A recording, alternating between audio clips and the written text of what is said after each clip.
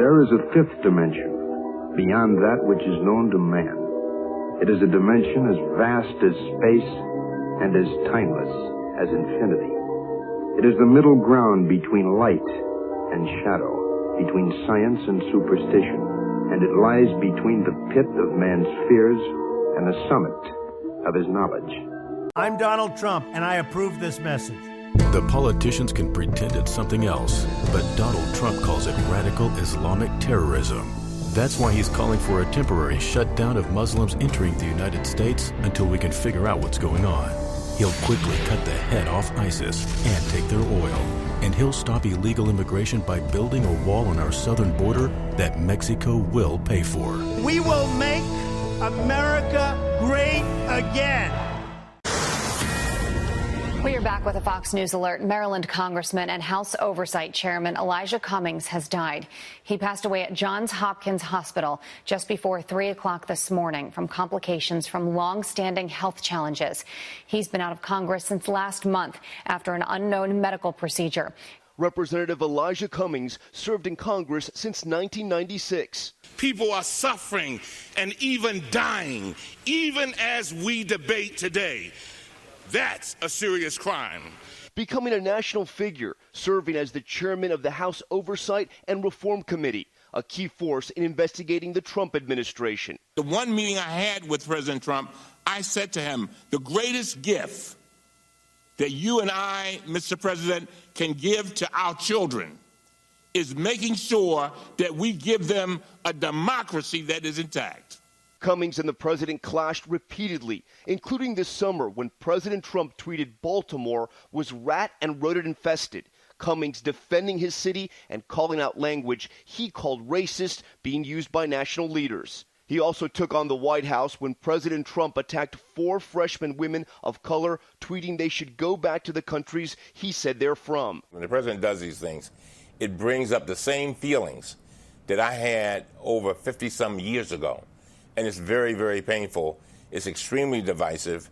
And I just don't think that this is becoming of the President of the United States of America, the leader of the entire world. The powerful Democrat known for his thunderous voice and fearlessness. He was 68.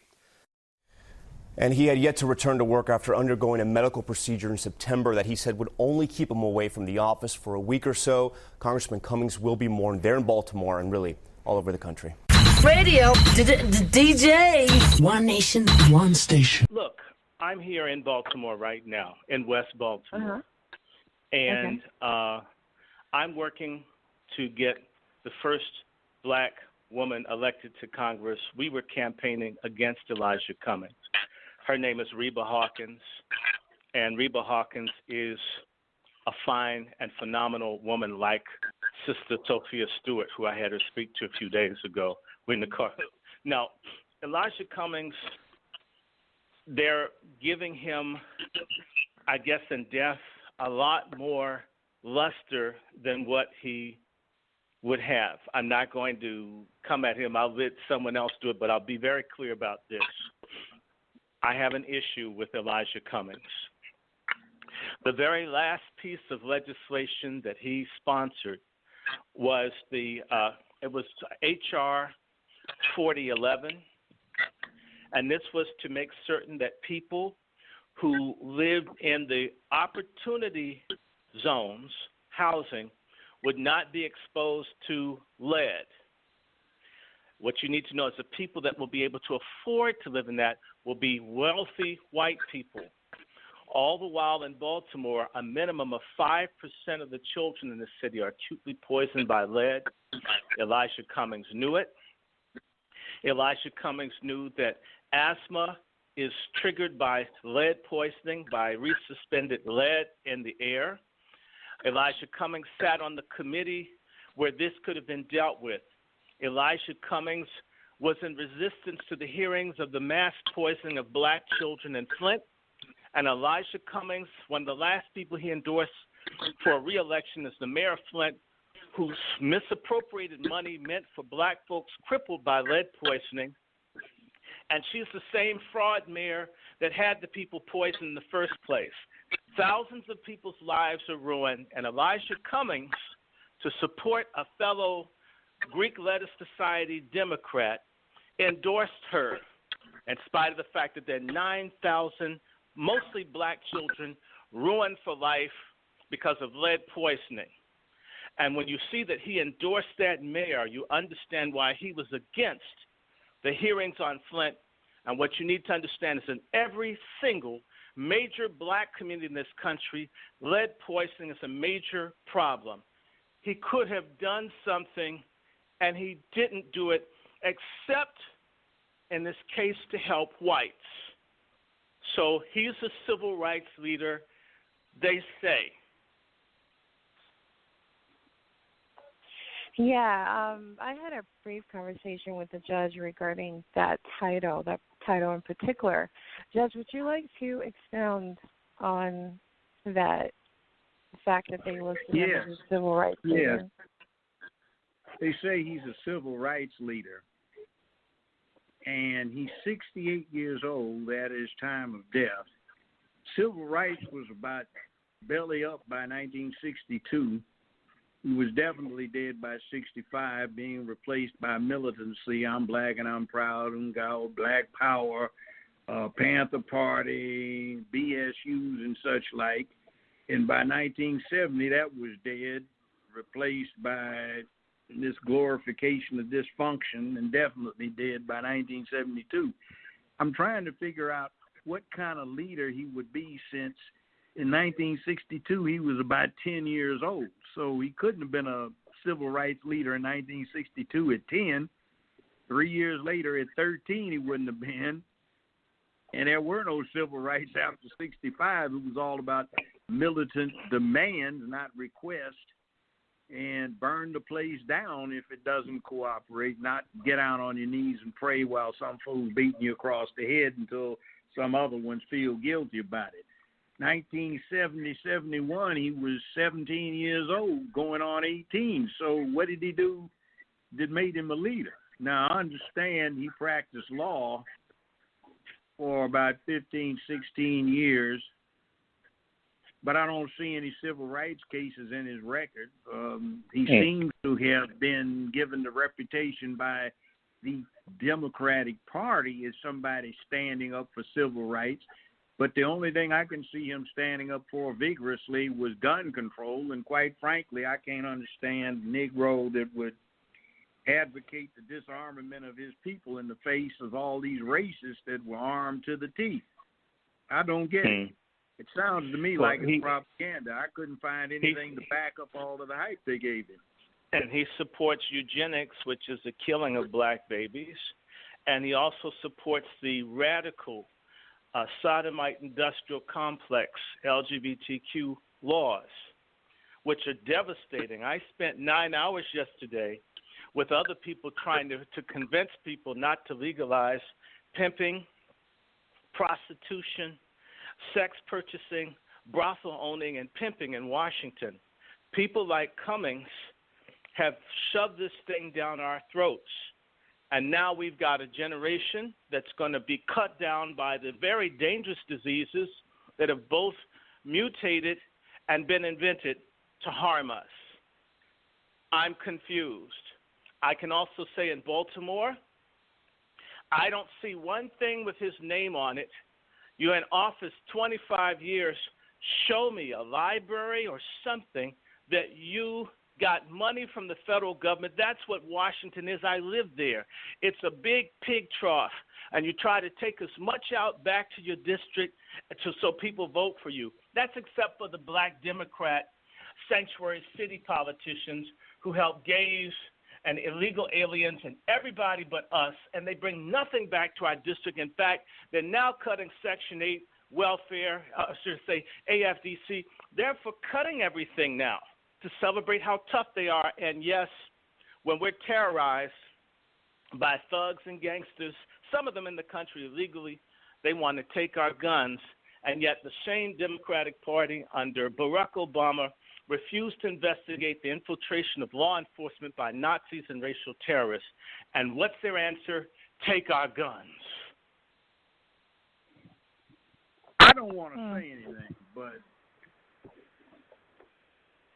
yeah, a whole lot of this LGBT stuff seems to be what he vigorously supports. I mean, I don't know him. Was he LGBT himself? I mean, it seems like it's based on the things that he supported. And look, let me say this. I got my rent paid a lot. My office rent and my secretary's paid from the fees I got from pimps and hoes that I represented way back when. But pimping is despicable. And we've got enough problems right now in our community with our young girls getting drafted into the hoe trade. So, I mean, I find that thing about legitimizing pimping in the D.C. area to be absolutely extraordinarily stupid. And it's disgusting. Well, they want it. I mean, I don't want to say nothing, but I looked into that. It basically legitimates sexual slavery. It's like pimping. It's bringing totally slavery back from girls selling it if they have been inspected and health card and all of the rest of that. I mean, they call it the second oldest profession, and what that's about. Why the second? Well, whatever the oldest profession was, is the one that used its wherewithal to finance business with the second oldest profession. I can understand that, but we don't need to bring pimps along for the ride, too. If you are one of these members of the Black Caucus in the U.S. House of Representatives, you are a House Negro and a damn fool reprobate if you voted to legitimize pimping. And some of them did, and he's one of them, and he was out front trying to do that. So, I mean, it's bad talking about the dead, but he needs to. Well, wasn't he under investigation anyway for some misconduct? What was that about? Yes. Well, you know, the Johnson & Johnson and other corporations that came before the Oversight Committee for which he was chairman have kicked somewhere between $15 to $18 million to his wife's not-for-profit. Okay. Her name is Maya Rockemore Cummings. She's 20 years younger than him. She married him in 2008. And she's got a colorful career herself. She came to Washington in 1999, and within 4 or 5 years, she had about 5 or 6 high-profile jobs. I'm just trying to say to you, that's not the way you do it unless you're doing something special. How do you get on the staff of Congressman Charles Rangel as just a regular employee, and within just 18 months you're the chief of staff? I know people who spend their whole careers in Washington and never get to be chief of staff no matter how efficient. And Charles Rangel is one of the most powerful men in Congress. You mean you show up sight unseen and you're now running the office? Really? Doesn't it sound a lot like nepotism? No, it sounds like Kamalaism. Oh, you mean Kama Sutra Harris, the fake negress? Yeah, or actually, let's call her Kamala, and it should be spelt with the C. Well, yeah. You know, Please what make she sure you guys is. explain that to our listening audience. You know what I'm going to right now, Valerie. Have you ever heard the Nazis talk about the Aryan Supermen, blonde-haired, blue-eyed from the far north that came before everybody and are the Germanic ancestors? Mm-hmm. Well, there really are Aryans, but they don't come from the far north. They're not blonde-haired, blue-eyed. They look just like Kamala Harris. They are paper bag brown with long, coarse, dark, wavy hair. And that's why she dyes her hair brown. You can see the roots are black. Yeah. So she can hide what her hair looks like. Yeah. Now, is that why we spell her name C-U-M, though? Is that what you're saying? I said C-U-M because the proper pronunciation is Kamala. Once she started running, when she was around black people to pass herself off it was Kamala, like it's a black name, a ghetto name, to play us. But her mom says, no, it's Kamala. And since I thought you were alluding to the fact that she had slept her way to the top. That's well, why I did allude to that as well. Yes, that too. She pulled herself up by her G-string. Yes, she did.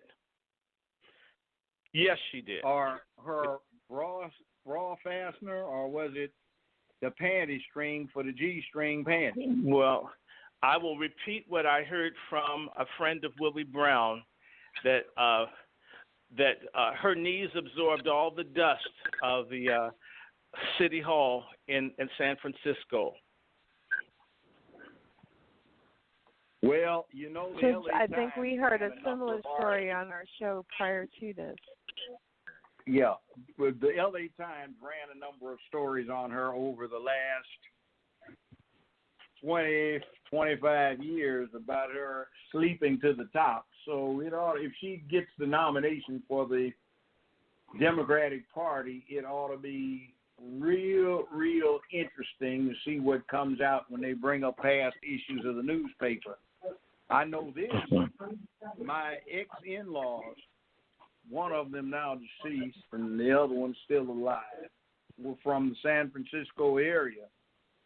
And they, along with their neighbors, detested and despised Harris when she was the DA for that district. I know that there are an enormous number of apparent, alleged, and obvious kickbacks going on between her and the housing industry. California has a unique thing about the state attorney general being able to veto prosecutions by local district attorneys' offices. And San Diego County, LA County, the county that embraces Sacramento, Ventura County, they were getting ready to indict a number of people concerned with several banks in terms of mortgage fraud that hurt a lot of innocent people, and she vetoed that.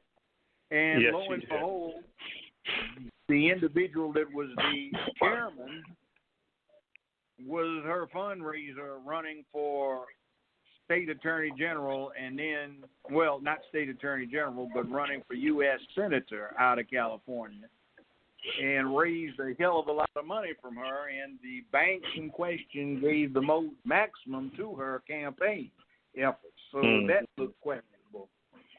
And so going back to Baltimore, we've got the same type of personality who's the grieving widow. I'm certain that her hands will get a rest now. She doesn't have to crush up Viagra tablets for him, being the younger woman. But she has the same strange character, and they're going to try to put her in Elijah Cummings' seat. There are investigations pending against him and her. Yeah, well, you know, they like to do that, to get the wife in to take over from the hubby. Well, can I say something on the civil rights once more? Go ahead. The man who's been the president of the Maryland Senate since 1986 is a man by the name of Thomas V. Mike Miller. He is the great-grandson of Mary Surratt, who called for Abraham Lincoln to have his brains blown out for giving black people the right to vote. This is the man who made Elijah Cummings. This is the same man who wanted to move my cousin Freddie Gray's trial from Baltimore to the Eastern Shore, where there'd be practically no punishment at all for the men who murdered my cousin. Elijah Cummings, by the way, was a slave to Nancy Pelosi, whose policy is illegals and gays and nothing for black people. And he was one of her pit bulls.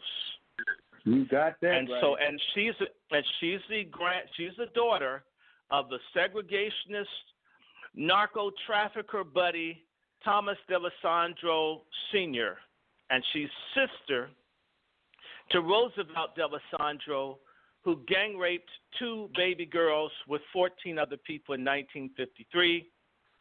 And her brother, Thomas D'Alessandro III, was the one in Baltimore that helped the Jewish mafia begin to cover the city in heroin to destroy us.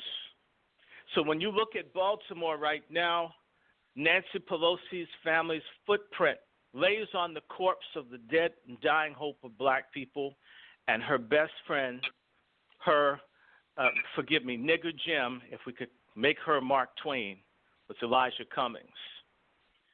And he must have known we were coming for him, because this sister here, Reba Hawkins, this is a real deal. We're hoping that we can put a real person that cares in that seat, and they're already moving to try to block us, Judge. That's why I'm hoping. I sent you something about her. If we could get a sister or people like her, and she's run as a Republican, if we could get people who are black, proud, love guns, love the unborn, love the community, love God, and know how to do business with whomever for the best deal for their people, those are the kinds of people we should be voting for. And we should be thankful when God takes somebody off our hands that doesn't look out for us. In fact, the Bible says God's judgments are always just. It says that in the book of Job. So I'm not crying when God moves somebody that's not done what they're supposed to do. One of the reasons he was poor until he got with this woman who I guess knows how to shoplift on a corporate level, okay, because he couldn't pay his child support payment. And it's acknowledged that while he was married, he had 2 kids out of wedlock, wasn't looking out for them. Okay, so he was jammed. Okay, caught up with them. I can't speak for the man's private life, but the rumor here in Baltimore was he was Johnny Appleseed whenever you turn the lights out. So you guys keep putting things out there like that and don't explain what that means. For those, Johnny Appleseed was the person that spread the seed around. He was a sower of seeds. Wow. Okay. All right. Papa was a rolling stone. There you go. That's what came to my mind, because that's how they explained my father. For those of you who are just tuning in, we are talking about Representative Elijah Cummings. His funeral is actually October 20th, the late. Yes, the late. October 25th, and I just pulled something up to bring you guys up to speed. He's out of Baltimore. Funeral arrangements have been set for, getting that feedback again. That's what's throwing me off just a little bit. But yeah, he's out of Baltimore. Funeral arrangements have been set for the 12-term Maryland U.S. Rep who died early Thursday morning at Johns Hopkins Hospice Facility. He was 68 years old. He spent months in a hospital last year, first for heart and then for an infection in his knee. And what the family is asking in lieu of flowers, they're asking that you make donations to the Elijah Cummings Youth Program. He called that one of his greatest accomplishments. I don't know that there are a lot of students who are seeking out.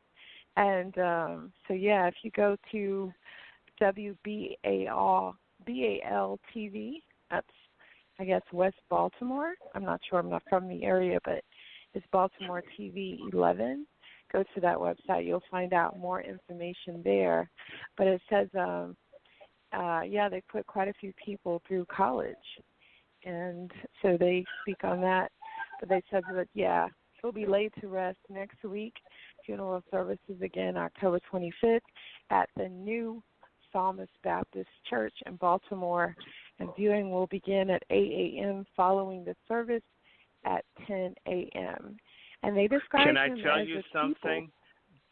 That the pastor of that same church just denounced him about 2-3 Sundays ago as having done nothing for the people.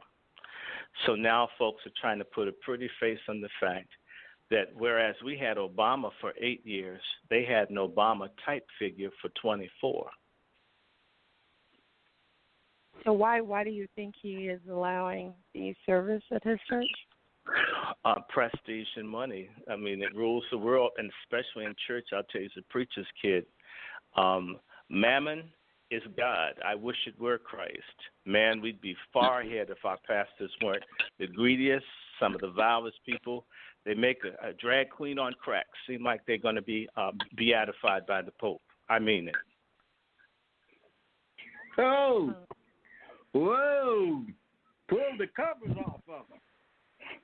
I had a grandfather and an uncle that were ones too. Yep. No one. I had to beg preachers to come and speak out against them legalizing prostitution. I begged everybody. I got just a few. Most of them wouldn't even. Maybe they want to knock up the little kids and ladies too. You couldn't. No one. They wouldn't get back to me. Wouldn't speak to me. And I said, my God, when did pimping, prostitution, border devil owning, and sex purchasing become something that a man of God would want legalized? Haven't they read Leviticus 19 and 29 that says, don't make your daughters prostitutes because the land will go into whoredom and wickedness will take over the land? That's what the word of God says. But these people were silent. They're silent on everything, except for when it comes down to... I want to ask you guys something, because when I researched this person, all I read was powerful Democrat who investigated Trump, key figure, most important person, the people's person, all these wonderful titles. Okay. Why do you think? Yeah, we're praising him. Kamala Harris actually said, this is what Kamala Harris said. She says, we lost a giant today. Congressman what kind of giant? Elijah Cummings was a fearless leader, a protector of democracy, and a fighter for the people of Maryland. Our world is dimmer without him in it. And then Mark Meadows, what's been in Kamala's mouth, I don't trust anything coming out of it. Me either. And I'll say this. In my 5 decades of being involved in criminal justice, I'd say the most untrustworthy, lowest character people you'll ever meet are career prosecutors. They're too used to too much power with no checks and balances. They lie. They don't know what the truth is. They've got an elite that they protect, and everybody else is fair game for their little chess playing. And it is very bad. The truth is not within them. I wouldn't. I would trust somebody I just met off the streets more than I would a person that's been with a prosecutor's office for 25 years. I knew some of the old civil rights icons and some of the civil rights greats who weren't sung. People didn't know them outside of the locals. And hell, I did a lot of stuff in the militant area in my damn self. So when somebody starts trying to laud somebody as a civil rights leader, I said, well, maybe I just didn't hear the guy. I thought he was 80 years old the way he looked. And then when I said, this guy's only 68 years old, hell, damn. When we were doing BSU, he wasn't even in high school. Well, what the hell did he do to me? And they haven't explained what he died from. They're hinting, but I'll share something with you. And I was on the radio here, and I said it when he was alive. I'm not going to take it back. He had an aortic valve problem.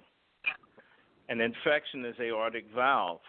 I challenge anyone to Google aortic valve and infections. Yeah, One of the I know common what that things means. Okay, now you know what it means. Yes. Okay, and they won't talk about it, and they're not saying, and when you look at how puffed up he got. What does it mean? You guys keep spewing out stuff. Well, I'll let the judge. I'll be silent. No, you and can defer. explain it. I'm the host. Okay. It's my well, show. Go ahead and explain it. I'll let you do it. I know what you're talking about, though. Means what do they call it? TD. Yeah. When you get. I'm not saying all the time, but one of the more common things that causes problems in your aortic valve is syphilis, gonorrhea, and other venereal diseases seem to attack that part of the heart. I don't know why. And I'm not saying he had one, but that's something that was let out, and then they said a bacterial infection. Well, a bacterial infection in the aortic valve could be syphilis. I didn't say it was, but it could be. But could be. And then I asked you the question based on his track record, is he LGBT for real? I didn't What say the he was judge is trying to LGBT. ask is he gay? I don't know that story. I know that he was a Johnny Appleseed with women, but some people are Johnny Appleseeds with women to cover up something else. I don't know. Yeah, you guys are speaking in code. You got to speak in plain English. All right. So Some men are whores with women to cover up what they're doing with males. I'm not saying that this is the case. I'm only saying that this is what I have observed and seen as persons who they prey on women to get a reputation, to allow themselves to do something else. Now, and I will also say syphilis, according to the CDC, in excess of 85% of syphilis infections in this country are among LGBTQ people. Fact. So, oftentimes the presence of that is an indication that one has dealt with someone that does that, but I'm not saying, because I have a judge listen to this, I'm only saying that this is a possibility because there's been so much secrecy around this illness. Surely if it was just a regular congestive heart failure, you get all sorts of sympathy and cards, and as a politician you could campaign on it. Why so much secrecy where people didn't even know where they went? Why? Why is it so secretive? I'm not saying I have the answer, but I do know that if my mother worked as a nurse for the St. Elizabeth Hospital 50 years ago. I used to see men dying from tertiary syphilis. And the reason I'm saying that to you is to say that it can kill. And it does various things to people. One thing that it does is attack the heart. I'm not saying that this is a situation for him, but the secrecy and all of this other stuff seems quite strange to me. And then the other thing, for all the people that said he was a man of the people, he lived in a gated community, far in the white area, away from the very black. He didn't live in that house that got robbed. He doesn't live there. And that millions of dollars collected by his wife for charity, they can't prove that even $1 out of $16 to $18 million, not even $1 dispensed to a squeegee kid washing windows. By the way, where there's smoke, there's fire. How did you get so much money on $178,000 a year salary? Where there's smoke, there's fire, Judge. And how do you get all that money when you just 11 years ago you couldn't make child support payments? Yeah, I noticed. So how do you get to be a multi-millionaire on the public payroll? You know, it takes a little more than $178,000, which is the current salary for a congressman, when that's been increased over the last 24 years several times. Right. It wasn't that high when he started. So how does he get that money? And then all of this thing with the child support arrearages. I just don't like that. Yes. Well, I definitely want to play this sound bite to cover our bases. Mm-hmm. Allegedly. Just gonna Allegedly. No, I haven't. We never said that anything was definite. We only spoke to medical facts that anyone can Google. Please treat me like the biggest unfair person, and then look. I challenge people to research. I challenge people to talk to folks in Baltimore that are honest, and they'll say to you that the man had a scandalous reputation. And I'll share something with you. When you see how close he was with Nancy Pelosi, remember John Conyers had to leave his office because they had to pay off a Jewish girl for his bothering her or something? You know that in D.C., everything is about blackmail and spying and snitching and knowing what people's weaknesses are. Nancy Pelosi has a book, and she uses this book to control people. So when you see John Lewis and Maxine Waters and Al Green, who drugged a woman named Lucinda Daniels and raped her, forced her to snort cocaine, raped her, and afterwards demanded that she be his girlfriend. Democrat Representative Al Green is a vocal member of the anti-Trump movement in the House of Representatives and has been at the forefront of the liberal effort to see President Trump removed from office. I rise today, Mr. Speaker, to call for the impeachment of the President of the United States of America. But past allegations of sexual misconduct have called the Texas congressman's integrity into question. In 2007, Green's former district director, Lucinda Daniels, accused him of sexual contact without consent at her home. Afterwards, Daniels said the politician tried to pursue a romantic relationship, and when she spurned his advances, Green created a hostile work environment. She also said Green tried to smear her character, making it difficult for her with future employers. An attorney for Green said Daniels demanded $1.8 million in damages. But the congressman countered the allegations and filed a lawsuit against the alleged victim, claiming he was being extorted by Daniels. Green suggested she threatened to sue him for workplace discrimination if he did not pay her the large sum.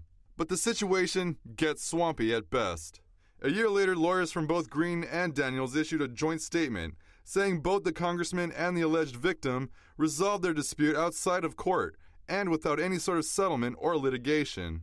The congressman's attorney later said Green would drop his lawsuit if Daniels dropped her accusations and signed an agreement refuting her claims against the Democrat. For those who think that this is something other than what I say it is, 48% of the American people seem to agree. And I think more of the American people have to weigh in. This really is about the American people. It's about American democracy. After she signed the agreement, Green's spokesman said the congressman indeed had a, quote, romantic encounter with Daniels, but any suggestion of sexual assault was false. That's the party of the KKK. That's the party of sanctuary cities and gentrification. That is the party of gays first. In fact, Elijah Cummings and others fought for this Gay Equality Act, which would have legalized pedophilia and forced funeral parlor owners to allow their workers to have sex with the cadavers of people's deceased loved ones. You fought for that, but all over Baltimore, there are homeless people everywhere. Do you know that they're using methadone here? There are tens of thousands of black folks on methadone. Judge, you know that stuff kills people. It's dope addiction management. How do you allow this? But you fight Trump every minute. You can't raise your voice for your people. See, look how Kama Sutra Harris lauds the late, unlamented or lamented congressman. He wanted democracy. He took on Trump. Actually, it looks to me more and more, I'm not a Trump fan, but it looks to me more and more like Trump is the one that's trying to reveal the chicanery, and the Democratic Party needs somebody sick on them for real, because they got in the back pocket of Goldman Sachs under the Clinton administration, and they haven't been right since. And it's been a long time since there were Jimmy Carter had flashes, and then there was LBJ, but we haven't had anything decent out of the Democrats in a long, long time. And trust me, we had a lot bad.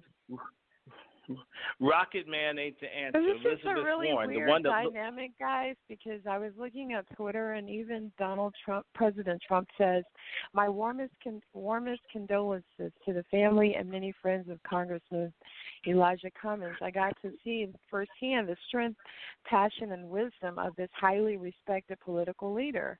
His work and voice on so many fronts will be very hard, if not impossible, to replace." It's like you guys are talking about a totally different person. No. Donald Trump is probably They- going to have a toga party tonight. I mean, they're glad that Cummings is gone. That's cold, Miss Valerie. It's like, yeah, all right. Like you always say that, oh, we're so sad to see this happen, and everyone, damn, I'm glad we got rid of the, Yeah, there are more just crocodile formality. tears in that than in Congo.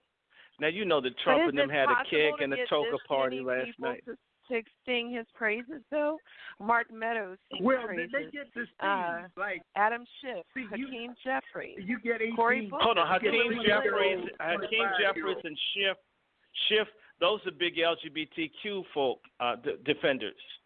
Okay, they're big Equality Act folks. Cory Booker Schiff and is Hillary the one. Clinton too. Cory Booker, LGBTQ. Yeah. Well, allegedly, Hillary came out the closet in '67, but apparently they put her back in some years later. Cory Booker is allegedly got a little bit too much saccharin or sucrose in his tank.